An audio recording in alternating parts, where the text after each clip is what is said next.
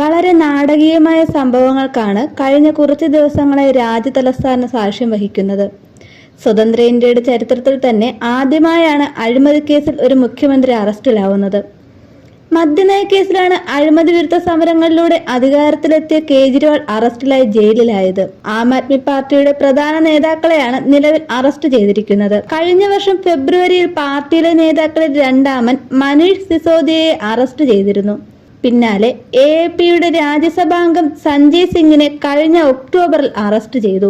കേസിൽ VRS നേതാവ് K കവിതയെയും arrest ചെയ്തിരുന്നു. കവിതയുടെ അറസ്റ്റിന് പിന്നാലെ കേജ്രിവാൾ മുൻകൂർ ജാമ്യാപേക്ഷ നൽകിയിരുന്നു. എന്നാൽ ചോദ്യം ചെയ്യാനെത്തിയ ED അദ്ദേഹത്തെ അറസ്റ്റ് ചെയ്യുകയായിരുന്നു. തുടർന്ന് കോടതി 6 ദിവസത്തെ ED കസ്റ്റഡിയിൽ വിട്ടു.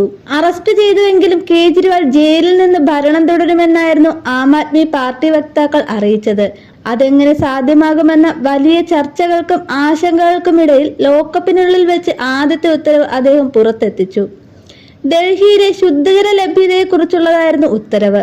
എങ്ങനെ ഇത് സാധ്യമായി എന്ന അന്വേഷണത്തിനിടെ അദ്ദേഹം മറ്റൊരു ഉത്തരവും പുറത്തിറക്കി. അതേസമയം വീണ്ടും കേജ്രിവാളിന്റെ കസ്റ്റഡി ഏപ്രിൽ മാസം 15 വരെ നീട്ടിയിട്ടുണ്ട്. തീഹാർ ജയിലിലെ 2ാം നമ്പർ ലോക്കപ്പ് മുറിയിൽ കഴിയുന്ന കേജ്രിവാളിന് ഭഗവത്ഗീത, രാമായണം, നീരജ ചൗധരി രചിച്ച ഹൗ പ്രൈം മിനിസ്റ്റേഴ്സ് ഡിസൈഡ് എന്നിങ്ങനെ 3 പുസ്തകങ്ങൾ കൂടി കൊണ്ടുപോകാൻ അനുമതി കിട്ടിയിരുന്നു. നിലവിൽ മുഖ്യമന്ത്രിയായി തുടരുന്നതിനാൽ ജയിലിൽ അദ്ദേഹത്തിന് പ്രത്യേക ഇളവുകൾ ലഭിക്കും. നിശ്ചിത സമയങ്ങളിൽ TV കാണാം. 24 മണിക്കൂർ ഡോക്ടറുടെ സേവനങ്ങൾ ലഭിക്കും. കടുത്ത പ്രമേഹ രോഗിയായ കേജ്രിവാളിന് പ്രത്യേക ഭക്ഷണക്രമം ഒരുക്കണമെന്ന അദ്ദേഹത്തിന്റെ അഭിഭാഷകരുടെ ആവശ്യം കോടതി അംഗീകരിച്ചു.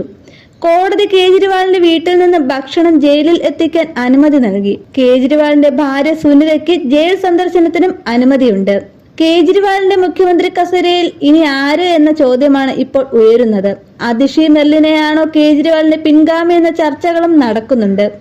എന്നാൽ അതിഷിക്കും സൗരഭ് ഭർത്താജിനെതിരെയും കേന്ദ്ര ഏജൻസികളുടെ അന്വേഷണം ഉടനുണ്ടാകും എന്നാണ് റിപ്പോർട്ടുകൾ.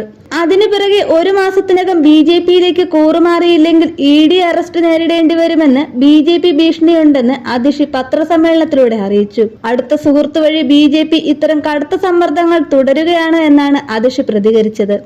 ED കസ്റ്റഡിയിൽ തുടരുന്ന കേജ്രിവാൾ അതിഷിയുടെയും സൗരഭിന്റെയും പേരുകൾ പറഞ്ഞുവെന്നും മദ്യനയ കേസിലെ പ്രധാന പ്രതിയായ വിജയ് നായർ അതിഷിയോടും സൗരഭ് ഭർദ്വാജിനോടുമാണ് കൂടുതൽ ആശയവിനിമയം നടത്തിയത് എന്നും എൻഫോഴ്സ്മെന്റ് ഡയറക്ടറേറ്റിനോട് കേജ്രിവാൾ പറഞ്ഞു എന്നാണ് വാദം. മദ്യനയ അഴിമതി കേസിലെ പ്രധാന സൂത്രധാരനായ കേജ്രിവാളിന് അതിൽ പങ്കുള്ള എല്ലാവരുടെയും പേരുകൾ അറിയാമെന്നാണ് BJP പറയുന്നത്.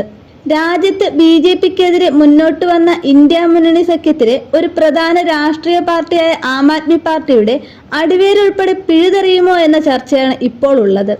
ED ചോദ്യം ചെയ്യലിനോട് സഹകരിക്കാതെ കേജ്രിവാൾ ലോക്കപ്പിൽ തുടരുമ്പോൾ അതിഷിയെ ജയിലിലാക്കി ഭാര്യ സുനിതയെ മുഖ്യമന്ത്രി കസേരയിൽ എത്തിക്കുമോ എന്ന് BJP ആരോപിക്കുന്നുണ്ട്. അരവിന്ദ് കേജ്രിവാളിന്റെ അറസ്റ്റിൽ കനത്ത പ്രതിഷേധങ്ങളായിരുന്നു ഉയർന്നത്. അറസ്റ്റിൽ US ആശങ്ക അറിയിച്ചിരുന്നു. ഇന്ത്യയിലെ നിലവിലെ രാഷ്ട്രീയ പ്രതിസന്ധികളെ ചൂണ്ടിക്കാട്ടി UNM പ്രതികരിച്ചിരുന്നു. കേജ്രിവാളിന്റെ അറസ്റ്റ് വരുന്ന ലോക്സഭാ തെരഞ്ഞെടുപ്പിൽ എത്രത്തോളം മാറ്റങ്ങൾക്ക് കാരണമാകും എന്നതും കണ്ടറിയേണ്ടതാണ്.